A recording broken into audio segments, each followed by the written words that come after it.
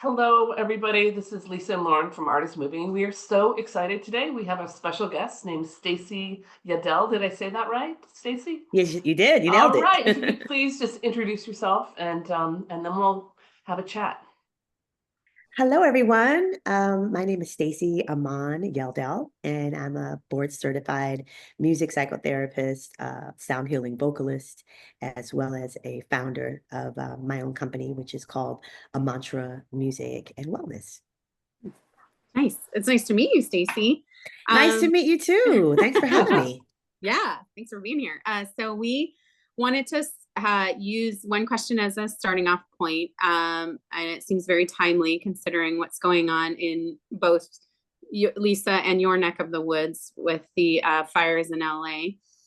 We wanted to ask you about what role art and music can play in a community after they experience a crisis. Mhm. Yeah. Yes. I mean, that's a really great question, Yeah. and it's good that we're asking it. Yeah. Because I think what we're realizing more and more is that, art and music and creativity is a necessity, right? It's not a luxury thing. I think that's the first thing to kind of start this answer with is what I'm hearing is to just recognize first that we live in a culture that separates art and creativity from us. It doles it out to only certain people that are talented or gifted or inclined.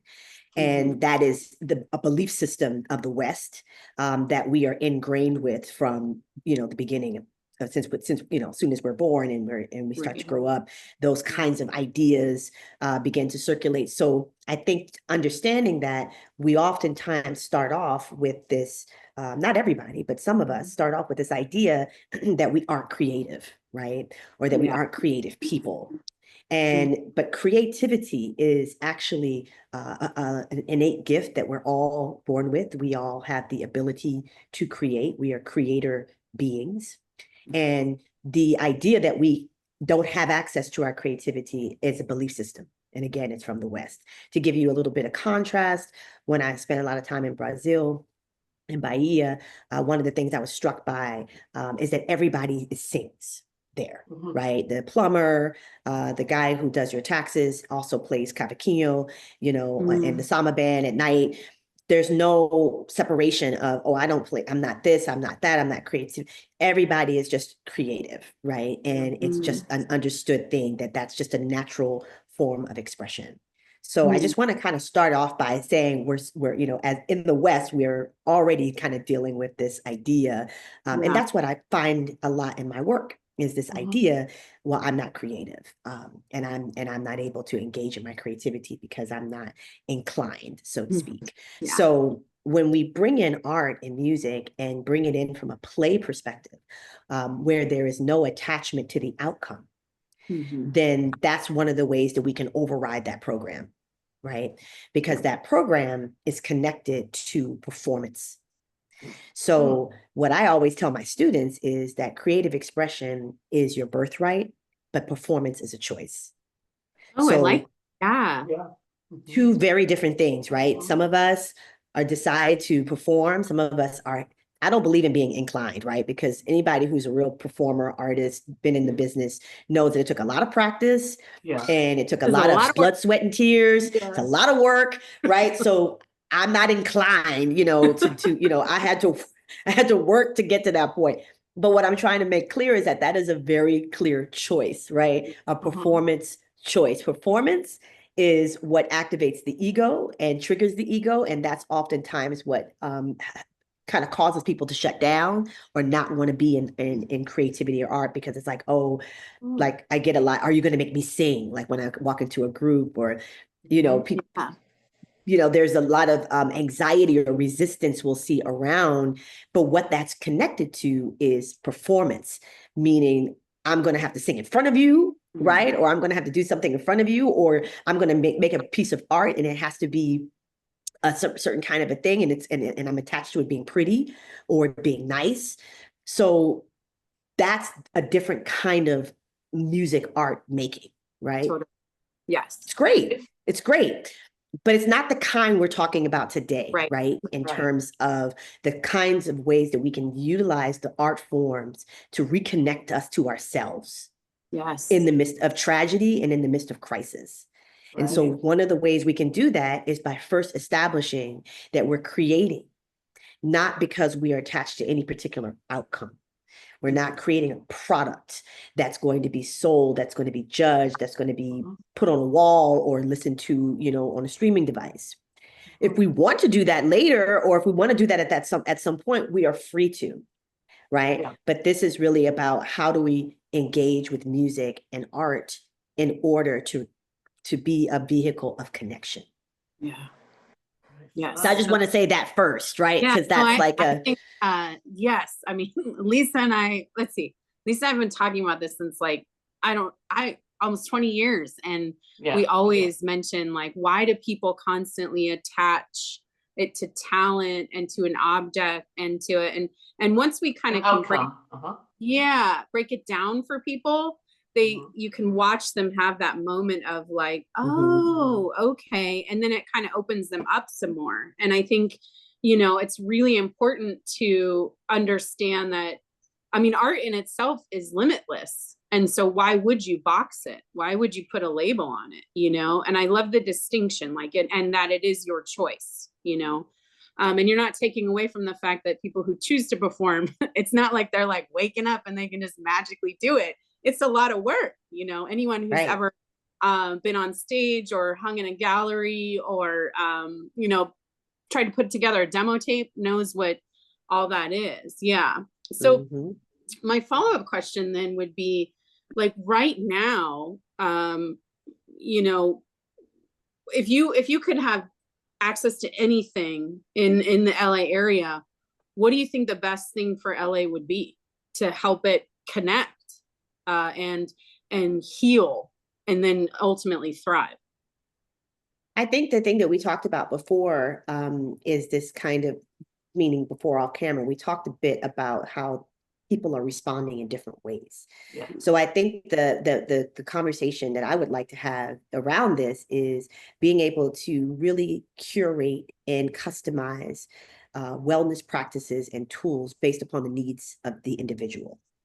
Because I think it's really hard to prescribe something for a whole group of people, right? So I'm really more so about this kind of idea of helping people to identify for themselves. Oh, hey, kitty. I identify for them. I love when the cats make an appearance. They just hey. So, really identifying for ourselves, what each person needs. And so to give you a clear system of that. So let's just look at trauma responses, right? Yes. Fight, flight, freeze, fawn. So we all have our trauma responses. They are, most of the time, they're hardwired in childhood and, they're based upon a variety of factors. When a crisis happens, we tend to go into a trauma response. And the trickiness about trauma responses is sometimes we don't know that we're in one. Right? Yeah. We don't know that that's what's happening. And so, especially if it's one like freeze. Yeah. So the freeze trauma response is just like when a deer freezes when it senses a predator nearby. And as we've heard this metaphor before, the deer gets to shake, right? And like after the predator's gone, and it shakes all that energy out. Well, most of the time when we go into freeze, we stay frozen. And that's a locked kind of response, and the nervous system kind of gets locked into place. So of course we know the other ones are fight, and that's people who kind of tend to go into this, fight mode, and I'm going to fight it out, and that can look a lot of different ways. And there's flight, which is what happened with me when the fires happened, where I woke up, there was smoke, the air quality was bad, that we had alerts going off. I didn't know the difference between an evacuation warning and an evacuation alert. So we were in a warning, but even the sound of the iPhone alert, oh my gosh, which we know later came many more times in error. So just that sound alone was enough to hit me in my root chakra, if we're going to talk about chakras, that part of that center where, my animalistic response, and I just took off. And I thought I was a freezer. right? Yeah, yeah. Right? You were But fighting. it turns out in that particular instance that I was flight and I didn't even realize I was in flight. I was like, because I'm very methodical and I'm a Virgo. And so I was very calmly mapping out a route out of Los Angeles. My mom lives in Phoenix. I'm going to do that. You know, my partner's just kind of like on a whole nother like vibe. You know, it felt like he was moving in slow motion. And I'm like, what are you doing? Why aren't you packing? What did it, you know? And he's looking at me like, you know, so it turns out I was in flight and Yeah. did not realize it. So that's the first thing, is to be able to begin to recognize, if we can, for ourselves, right? Mhm. What are my trauma responses? Yeah. And where do I Mhm. tend to go when I'm in crisis? Because that's going to help me to understand what I need to do next, Yeah. Yeah. right? What do I need to do next? So what I did was I knew that I needed to ground and reconnect to my body, because what a trauma response does, either way, whichever one yours is, it tends to kick you out of your body. Right. Mhm. Meaning there's a type of dissociation that happens. So whether you're fighting or flighting, or, you know, there's something that kind of disconnects or can fragment. When we look at long-term PTSD, we see that people tended to dissociate, for example, during a very, very difficult moments or traumatic moments, let's just say.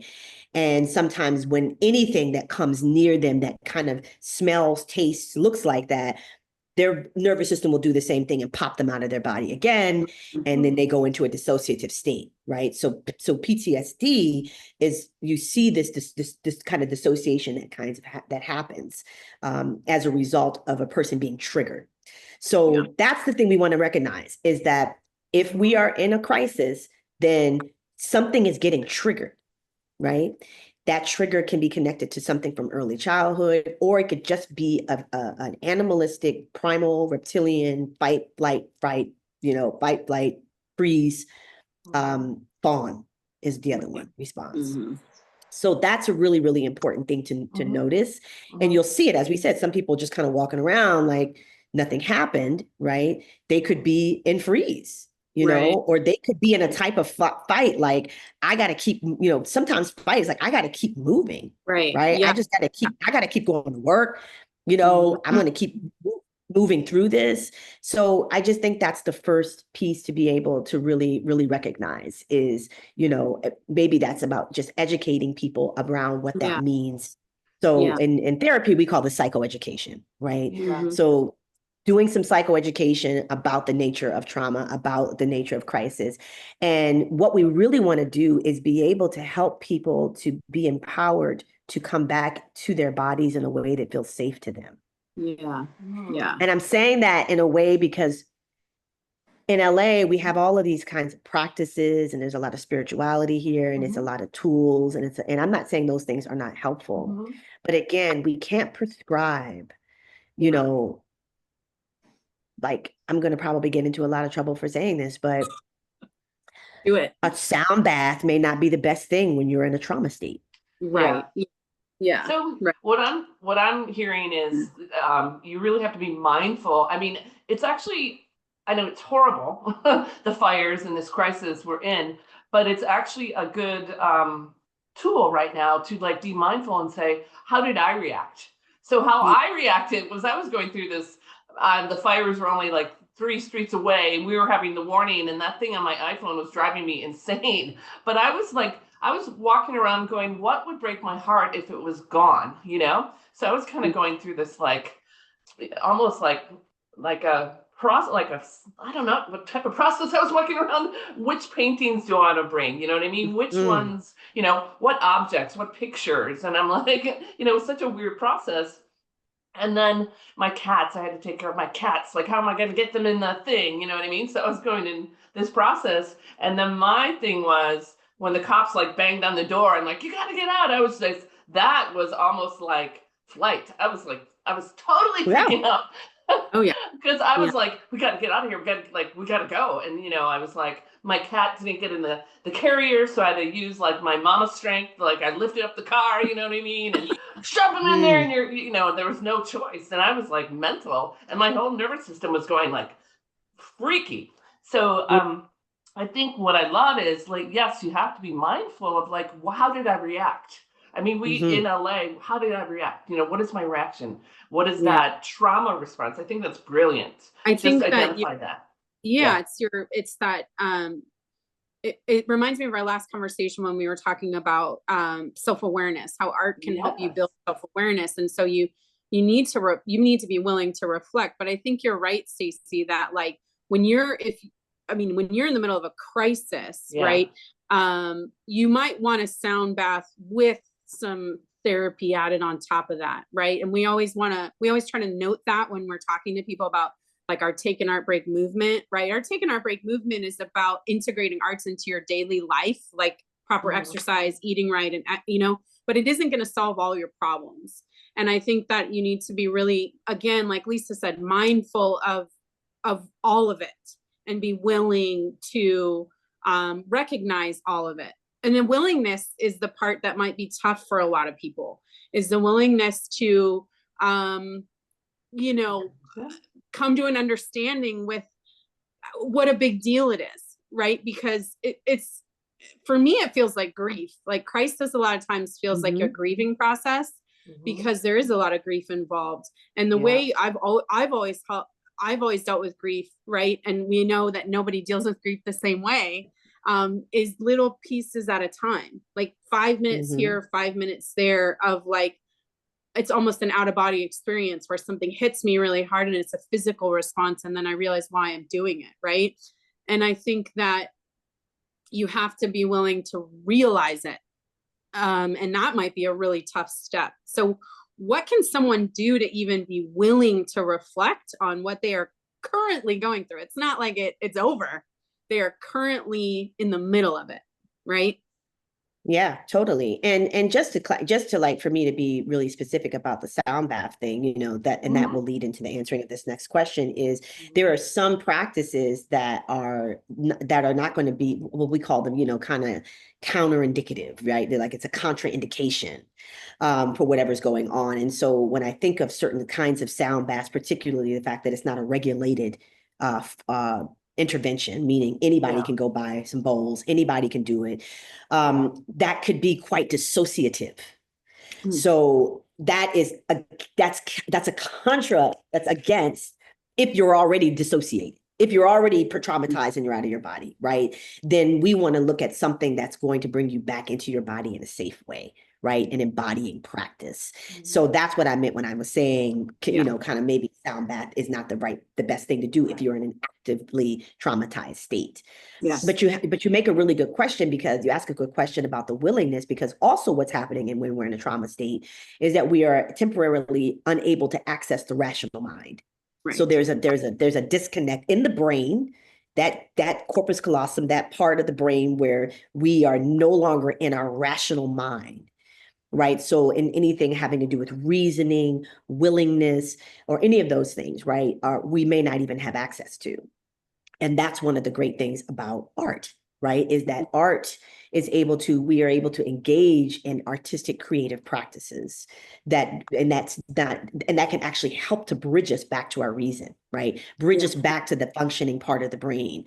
So oftentimes just being engaged in a creative activity, which is what we're talking about, has the ability to be able to do that, right?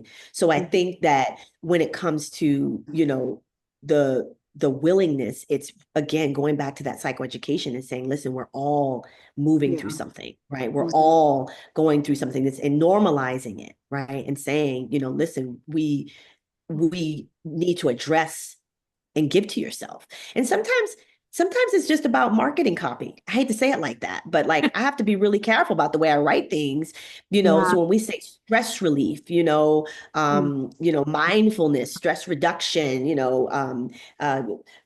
especially in LA, you really have to say things like, improve your focus. Like sometimes people don't realize that the reason why they're not focused and not productive is because you're still stuck in a trauma response. Right. Right. You're not going to be able to come back into business as usual, if that's the case. Right. So I think really just being able to communicate this and begin to normalize this as what trauma actually looks like. Because the unfortunate part is that this is not our first rodeo. No. We have been in a trauma response probably since COVID. Yeah. So now what we're looking at is we're looking at compound and complex PTSD. Complex PTSD is complex because it indicates in the DSM that it's a trauma that is ongoing, meaning it's not a one point in time thing that happens. So many of us are experiencing complex PTSD because we have been through the trauma of COVID, of George Floyd, of the presidential elections, of global warming, of financial crisis. I mean, it's a lot, and it has been a lot. So that's the other piece of this, right? Is that we're not really just talking about the fires. We're talking about that being the latest situation in a long line of other traumatic things that has many of us experiencing complex PTSD at this point. Right. I mean, because your life, you're carrying a suitcase of your experiences along with you. And it's not like you remove one in order to, you don't really make room. Your suitcase gets bigger. It's not like you're like, let me remove this sweater from my trauma at 5 years old, right? You're squishing it in. And I think that, that's why it's the question I had before I thought of the suitcase thing is, can a community experience, is there something called community PTSD? Like, is it, like, are we as a, and I'll just talk about the United States right now, because that's all I can really speak to, because that's where I've lived my entire life. Are we experiencing like a communal PTSD? Because like a collective. I would absolutely say yes, based upon my clinical observation, my clinical opinion of, and I just say that from 20 years of working in inpatient psych, because there used to be a time when that was a clear break for me, right? I would go to work at an inpatient psych unit, and then I would come home into the normal world. Yeah. Interesting. The lines have blurred. Yeah. I could be walking through a store in LA and feel like I'm in an inpatient psych unit, right? Because right. Yeah. Because you literally have so many people who are not accustomed to the type of environmental stressors that have been happening. People who do not have organic mental illnesses, meaning that they didn't, kind of, and that's a whole thing too, what that really is, but what we call organic, which means you literally have an onset of mental health symptoms that appear and you go into treatment. And now what's happening is we're looking at, again, traumatic events and just a crippling level of uncertainty. That alone will trip your nervous system. Right. Yeah. Yeah. And you can see it on 405. Yeah.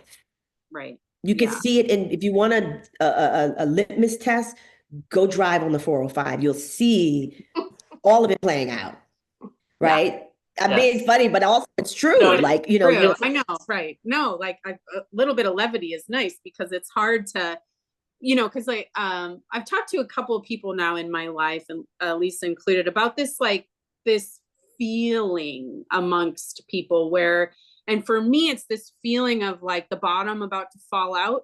And like, when I talk to people, some people feel like they're one bad day away from having a nervous breakdown. And I'm encountering more of those people in my life.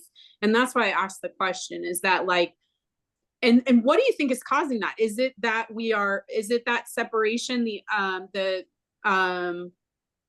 unwillingness, or like even the not having the necessary tools, not being educated in the fact that while you might think that everybody else is experiencing trauma, it couldn't possibly be you having a trauma response. I asked someone, I was, like having this conversation with someone, and I said, well, you've been in, survival mode pretty much your whole life. Do you think you're still in survival mode? And it was a reality check for me. The response I received was, what's survival mode?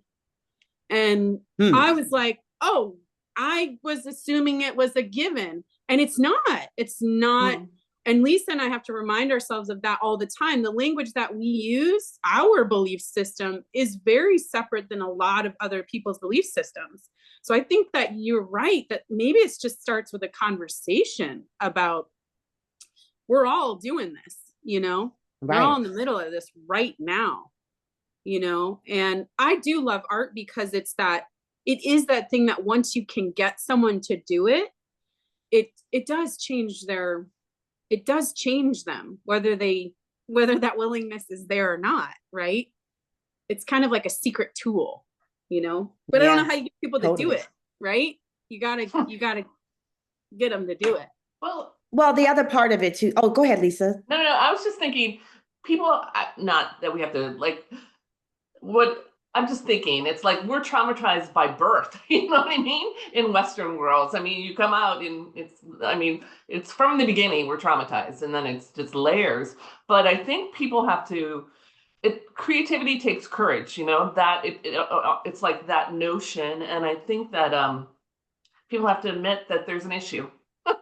There's a Yeah. challenge, and I'm not, you know, I don't know if people understand that, like, it's not normal to, you know what I mean? They don't know where the baseline is anymore. That's what I'm. That's right. That's exactly right. And that's the part about not realizing that they're in survival mode. There are Right. people who grow up in the hood who are that is just the default setting and Yes. forever.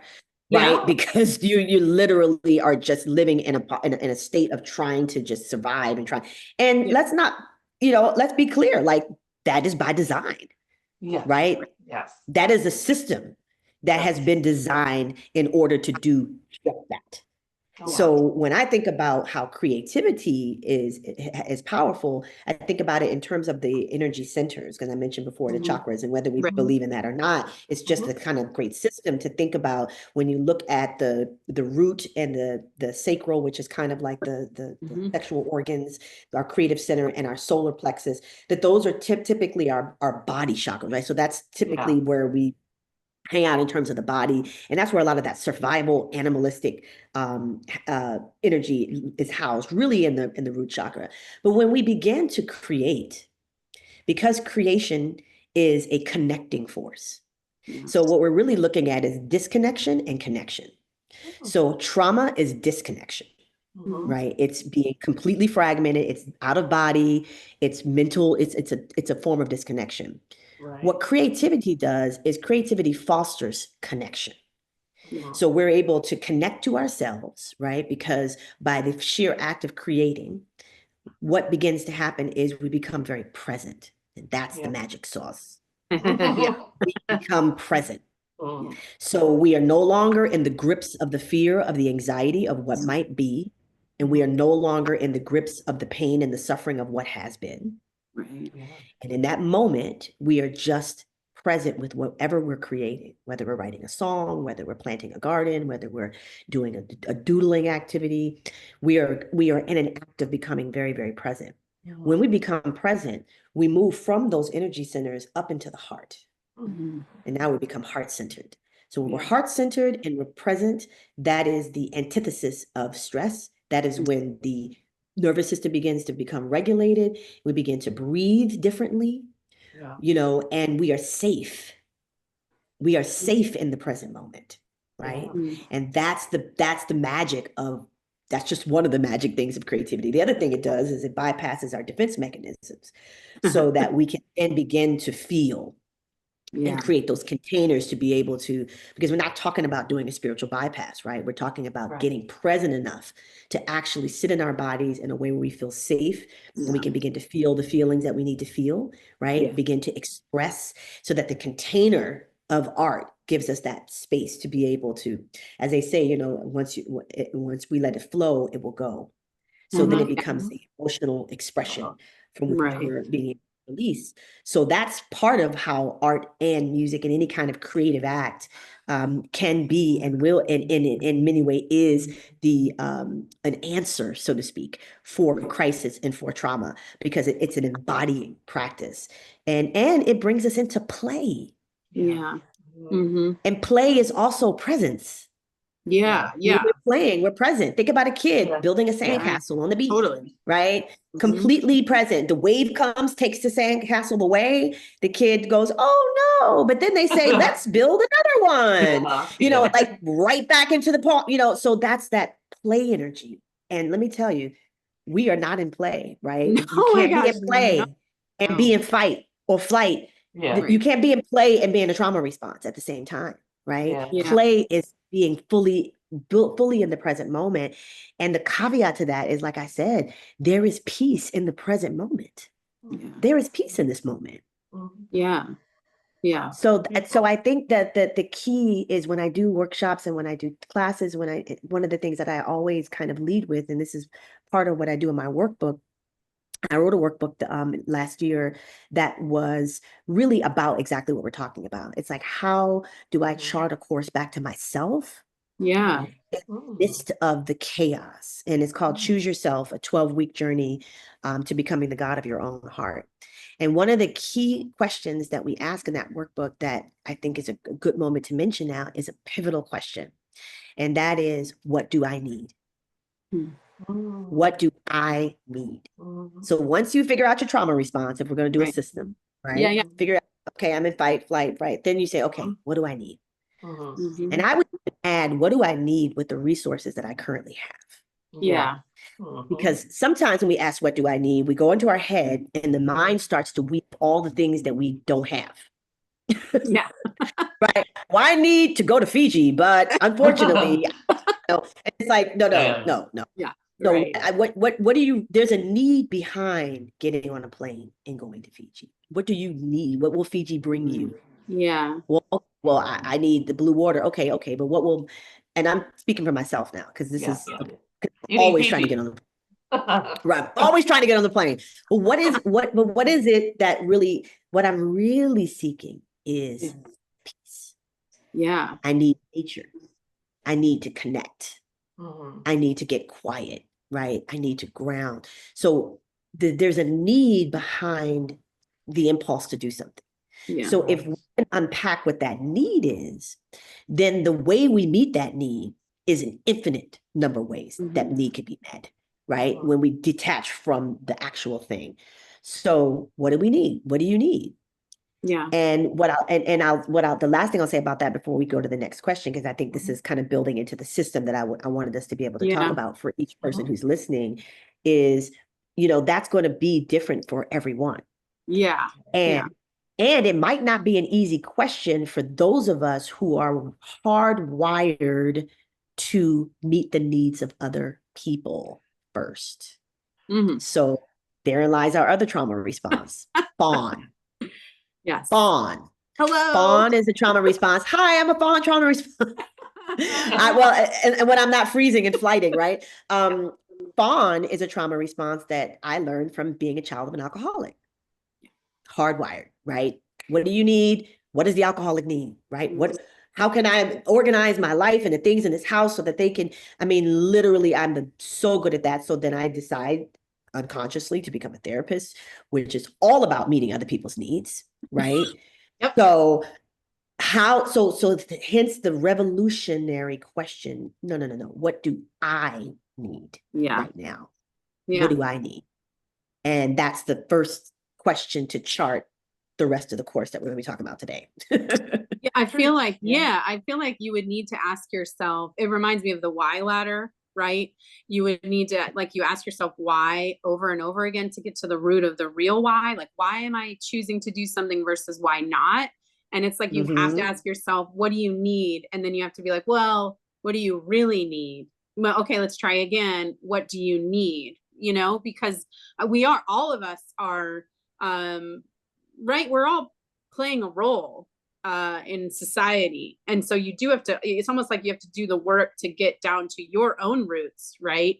Not the performative self, but the self, Exactly. And so it's almost like you would need like 5 pages of like, what do you need? Okay. And then turn the page, what do you need? And, and really ask yourself, okay, so far we have conversation, which leads to education, which I love. I love the idea of like educating people, and knowledge is super powerful.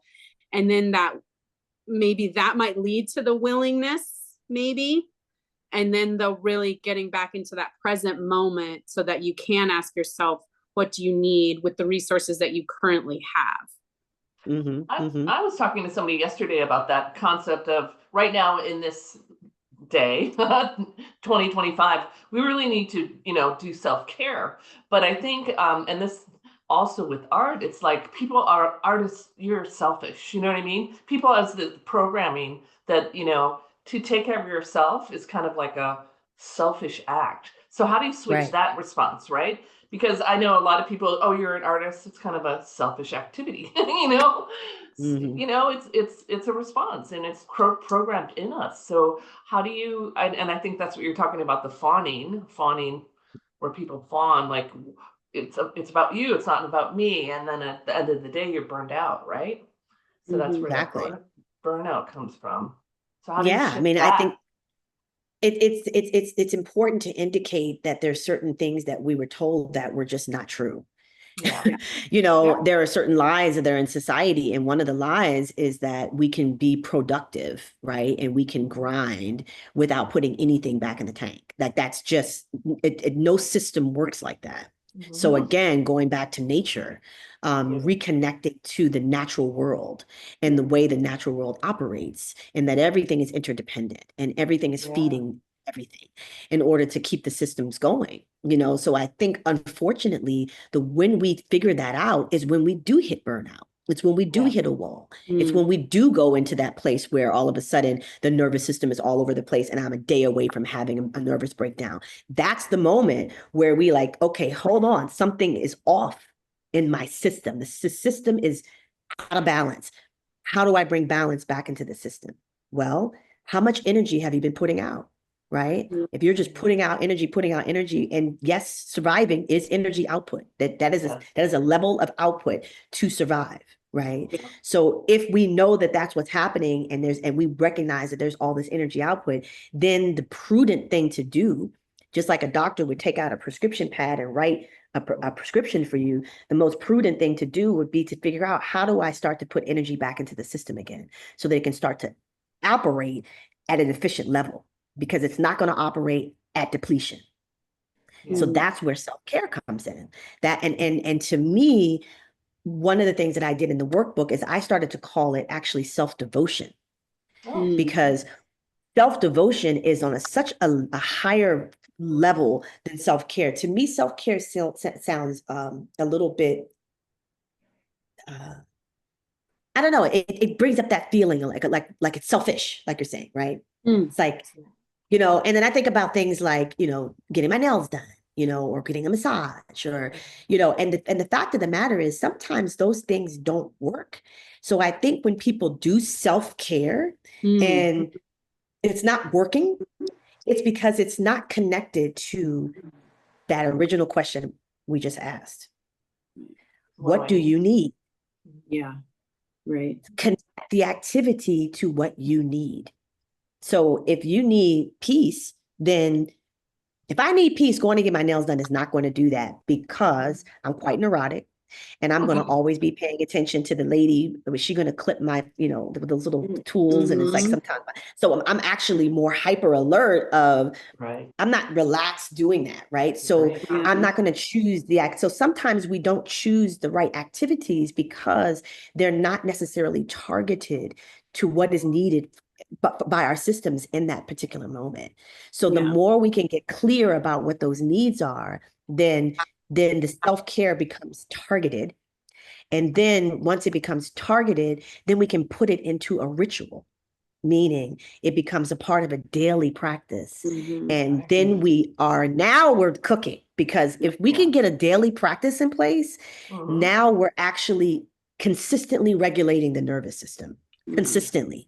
There's not a thing where we're waiting until we hit a wall to then try and go put an IV in our arm and refill up, which is how most of us live, honestly. We just go, go, go, go, go. We hit the wall, we burn out, and then we go take a vacation for 7 days, which Right. doesn't, because it takes you 4 days to even come down from the burnout. And then by the time you come down from the burnout, you only got 2 days left. And then it's time to Yeah. get on the plane. Yeah. Just Totally. happened, No. happened to me in September. I finally got on vacation, and I was, for the first 4 days, I was just like Mhm. this. Mhm. I had already gotten to depletion. So what I'm Right. proposing Mhm. is this idea of first asking what we need and being able to establish what that is, right? And the other thing I haven't mentioned is in the workbook, there are these grounding practices that are music that where we listen and we're guided into this meditative state. And the idea is to ask the question, what I need from that place. Mm. Yeah.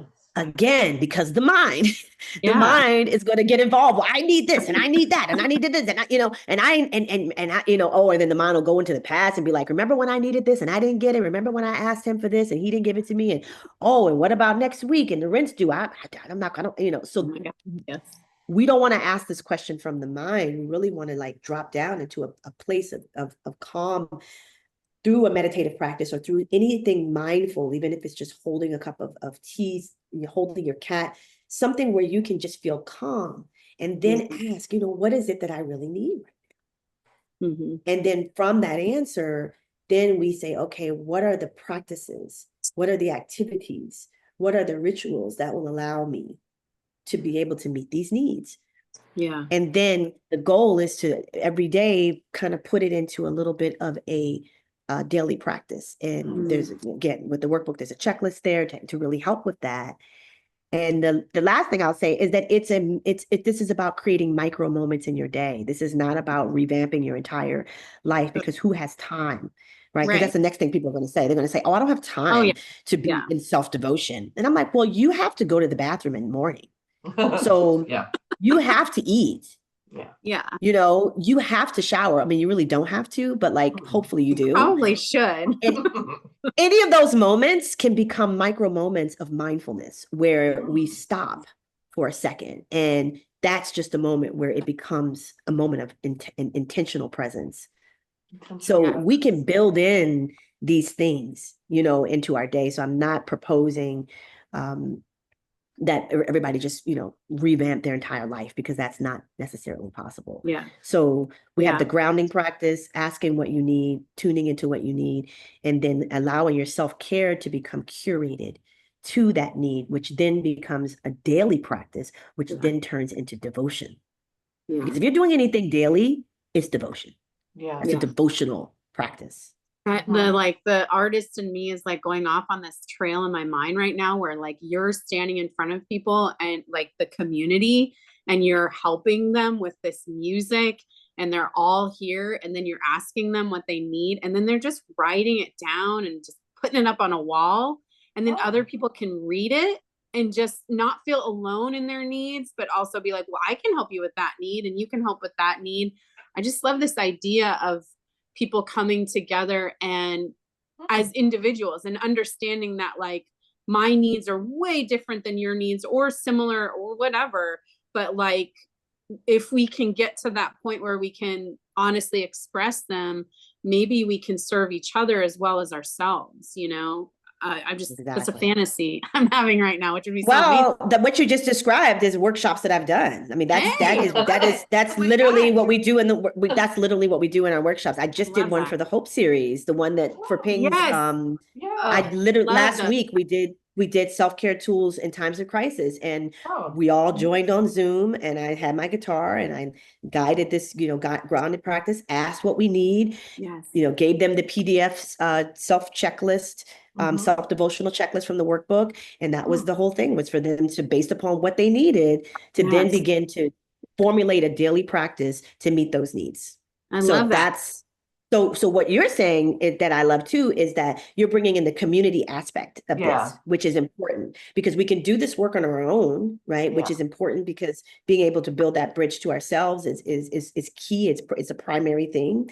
And as you so amazingly, suggested, to then be able to make it a community activity where we are then, actually sharing those needs, and then the resources. Yes. Then we're combining resources. Right? Because going back to being an ecosystem. This is the problem right now. Right. Michael Bernard Beckwith, one of my favorite spiritual teachers, said years ago that the whole world has taken a nightmare pill. And the nightmare pill is separation. Oh my God. Yeah. We are separated, but separation is not natural. That is something that has been engineered. We are not ever separate. There's no way we can chemically, quantumly be separate from one another. It's impossible. A lot easier to anytime, So anytime we can bring people together and we're in that original state of being one organism, Mhm. which we are on a Yes. chemical quantum level, then all of a sudden the healing is going to happen because we are not intended to heal individually or be separate. Deepak Chopra said that a cell that's decided to go off and do its own thing has become it's cancer. Yes, Yeah. yes, yes. Mhm. Yes.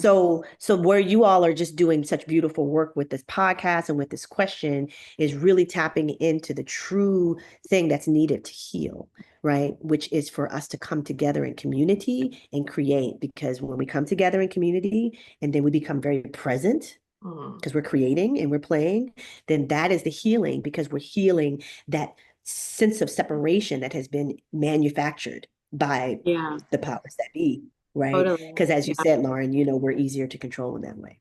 very Wow. much easy to control. This is Oh my gosh, amazing. we need to find a way to make this happen. I think it would It be reminds so me of that the artist with the What Do You Fear? Who's that artist? handy.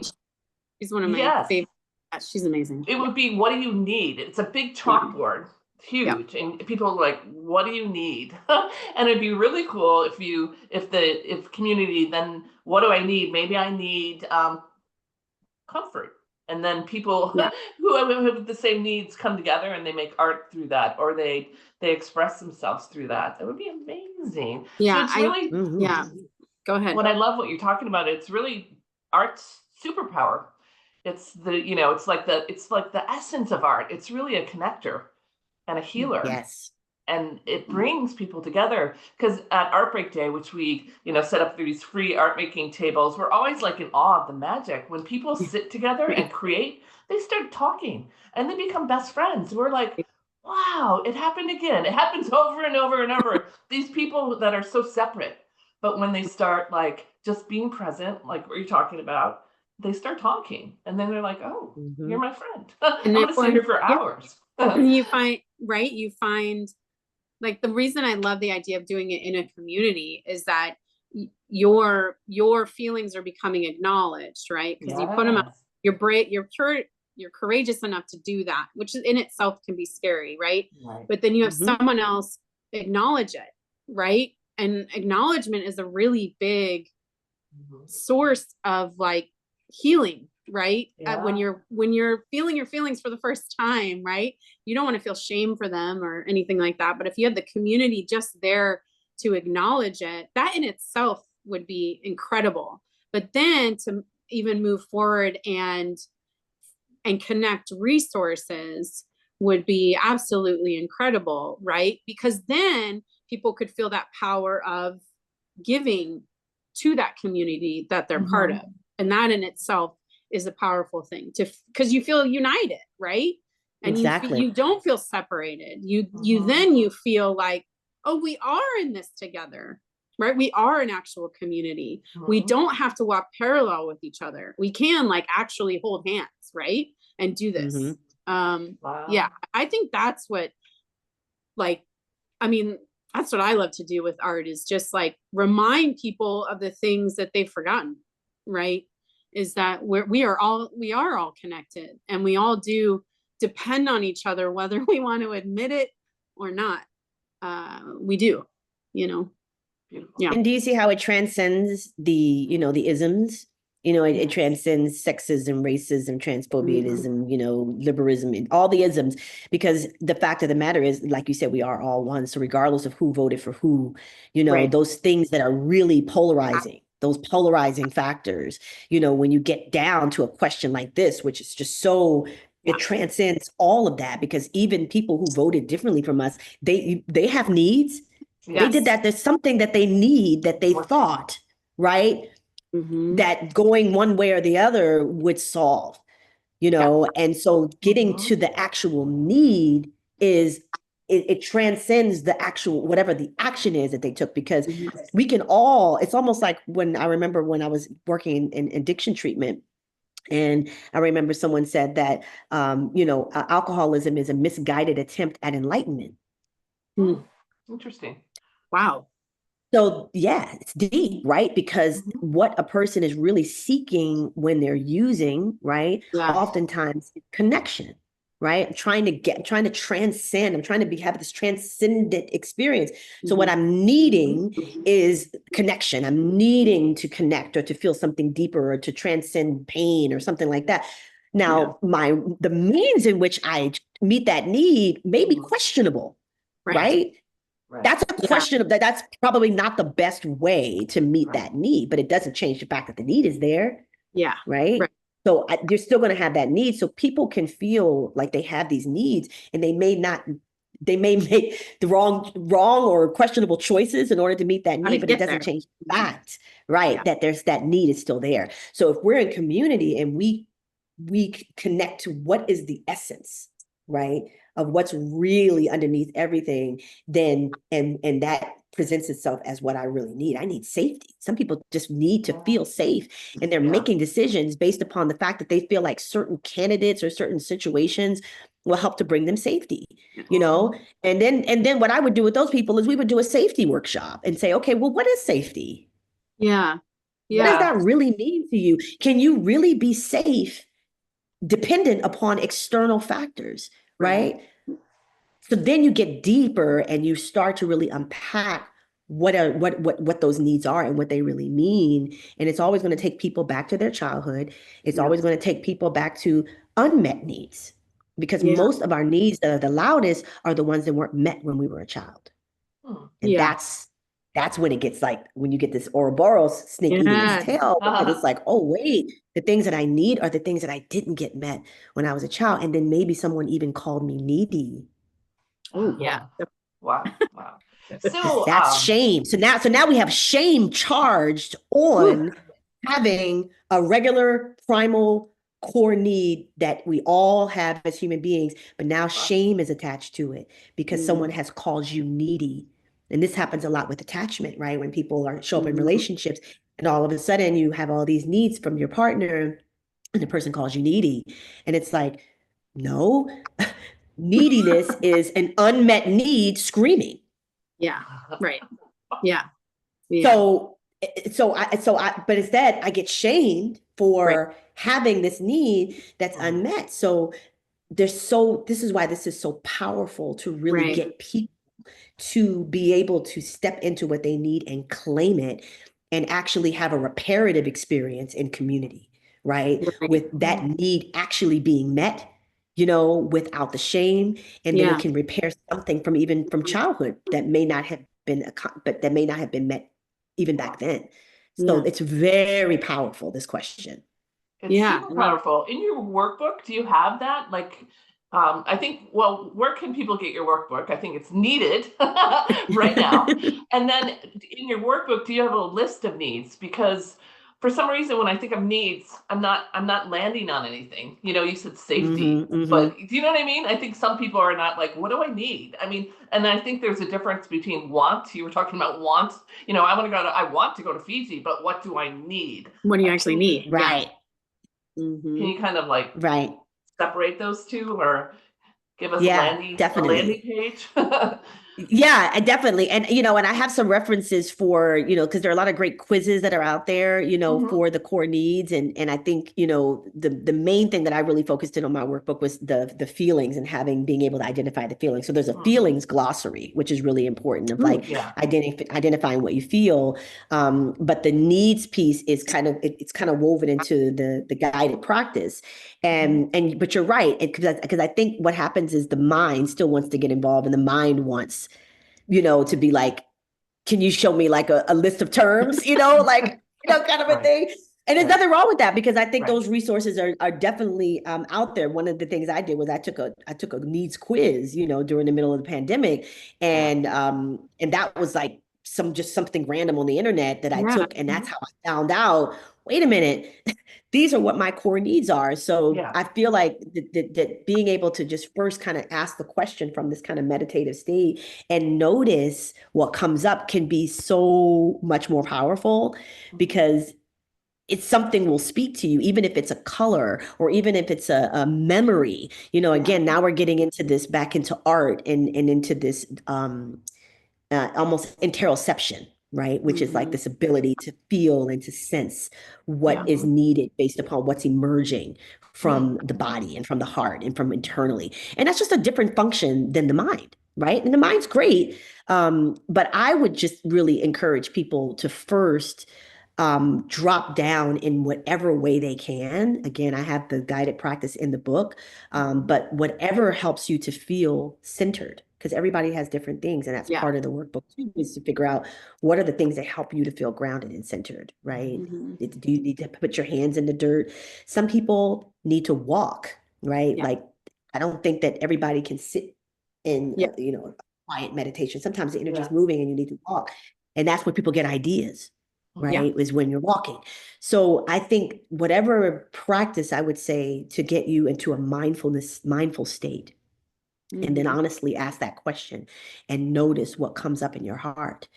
And the only thing you have to do is really make sure that the mind doesn't come in and try and judge it or tear it apart. Because mine will be like, what? But Mhm. I found that it really comes in from the heart space. That's where it really, really, really, really comes in, the true need. Otherwise, you're just thinking about what you need. Yeah. Right. Well, and Just also feel like you into could what you need. reflect on, why does my mind keep getting in the way? What's my mind trying to protect me from? What am I, to me, it feels like a fear thing, right? When your mind Oh, jumps yeah. in, it's like, no, no, no, not ready to go there, not ready. And so you have to, Mhm. you have to remind Yeah. yourself, and to me, it is about safety. You have to remind yourself that you are safe and that there is no shame attached to whatever need comes up, because it's a need, and that's primal, Mhm. right? Mhm. You know? Yeah. Exactly. And then also the mind is again wired to help to enrolls. So sometimes we're not giving ourselves permission to actually have our needs because we're in a role, right? And that Yeah. and that so we're mom or we're wife or we're teacher or we're, nurse or we're first responders. So again, there's this hard wire that my needs are not important, right? Or that I don't get to have what I need, that it's not about what I need. And that's also what's happening in the mind. So one of my favorite things is, and if you're listening to this is something you can try, because I love doing practices that you can try. Before you go into your mindfulness practice, have a picture of on your phone something that really makes you smile and brings you joy. I love baby animals. I think they're a very Cute. easy in, right? They're Yeah. cute. And what happens when we feel something that evokes awe or wonder is we immediately go into our hearts, right? We can just feel it. And so when I mean go in our hearts, I mean, you can literally feel the energy go from up here where we're thinking, right? And it just moves down here. Yeah. And you're smiling and it's like, oh my God, look at that little baby otter, like the cutest little Yeah. face, because baby otters are really cute. And I Yeah. mean, all baby animals are cute, but like otters are like super cute. So you have that feeling, and then when you and then just be there with that feeling for a moment and start to breathe into it. Do some heart math, like start breathing into your heart, and then say, "What do I need?" Mhm. So ask from that place, and notice that the mind isn't even involved. Yeah. You're really just asking from this, and then just notice what comes up. Mhm. That's how I would lead people into answering this question of what you need. And then from there, then you begin the fun part of being like, okay, if I need comfort, what are the things that bring me comfort? Yeah. Right? Maybe I just need to take that corner of my room and bring a lot of fuzzy stuff in there, right?